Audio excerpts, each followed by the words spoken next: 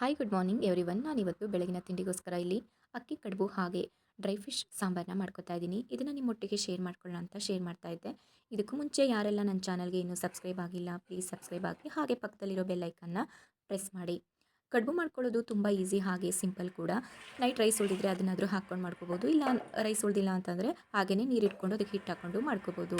ಇಲ್ಲಿ ನಾನು ನೈಟು ಸ್ವಲ್ಪ ರೈಸ್ ಉಳಿದಿತ್ತು, ಹಾಗಾಗಿ ಒಂದು ಕುಕ್ಕರಿಗೆ ಸ್ವಲ್ಪ ರೈಸು ಮತ್ತು ನೀರನ್ನು ಹಾಕ್ಕೊಂಡು ಅದಕ್ಕೆ ಕುದಿ ಬಂದ ತಕ್ಷಣ ಹಿಟ್ಟನ್ನು ಹಾಕ್ಕೋತಾ ಇದ್ದೀನಿ. ನೆಕ್ಸ್ಟು ಚೆನ್ನಾಗಿ ತಿರುಗಿಸ್ಕೊಂಡು ಹಿಟ್ಟನ್ನು ಚೆನ್ನಾಗಿ ಮಿದ್ಕೊಂಡು ಕಡುಬನ್ನು ಮಾಡ್ಕೊತಾ ಇದ್ದೀನಿ. ಅನಂತರದಲ್ಲಿ ಒಂದೊಂದೇ ಕಡುಬನ್ನು ಒಂದು ಪಾತ್ರೆಯಲ್ಲಿ ನೀರು ಹಾಕಿ ಅದಕ್ಕೆ ಮೇಲ್ಗಡೆ ಒಂದು ಪ್ಲೇಟನ್ನು ಇಟ್ಬಿಟ್ಟು ಹಾಗೆಯೇ ಒಂದೊಂದೇ ಕಡುಬನ್ನು ಪಾತ್ರೆಯಲ್ಲಿ ಎತ್ತಿಟ್ಕೊಂಡು ಅದನ್ನು ಬೇಯಿಸ್ಲಿಕ್ಕೆ ಇಟ್ಕೊತಾ ಇದ್ದೀನಿ. ಎವ್ರಿಡೇ ನಾನು ಬೇಗನೆ ಟೀ ಕುಡಿತೀನಿ, ಆದರೆ ಇವತ್ತು ನನ್ನ ಮಗಳು ಎಲ್ಲಿ ಮತ್ತೆ ಬೇಗ ಎದ್ಬಿಟ್ರೆ ತಿಂಡಿ ಮಾಡೋಕ್ಕೆ ಕೊಡೋದಿಲ್ಲ, ಹಾಗಾಗಿ ಬೇಗನೆ ಕಡುಬು ಮಾಡಿಕೊಂಡು ಆಮೇಲೆ ಟೀ ಮಾಡಿಕೊಂಡ್ರೆ ಆಯಿತು ಅಂತ ಅಂದ್ಕೊಂಡು ಟೀನ ಮಾಡ್ಕೊತಾ ಇದ್ದೀನಿ. ಈಗ ಟೀ ಕುಡ್ದಾದ್ಮೇಲೆ ನೆಕ್ಸ್ಟು ನಾನು ಡ್ರೈ ಫಿಶ್ ಸಾಂಬಾರು ಮಾಡ್ಕೋಬೇಕು ಅಂದ್ಕೊಂಡಿದ್ದೆ, ಹಾಗಾಗಿ ಡ್ರೈ ಫಿಶ್ ಸಾಂಬಾರನ್ನ ಇಲ್ಲಿ ಮಾಡ್ಕೋತಾ ಇದ್ದೀನಿ.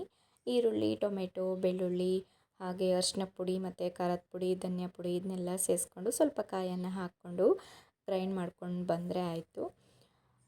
ನೆಕ್ಸ್ಟ್ ನಾನು ಡ್ರೈ ಫಿಶ್ನ ತೊಳೆದಿಟ್ಕೊಂಡಿದ್ದೆ.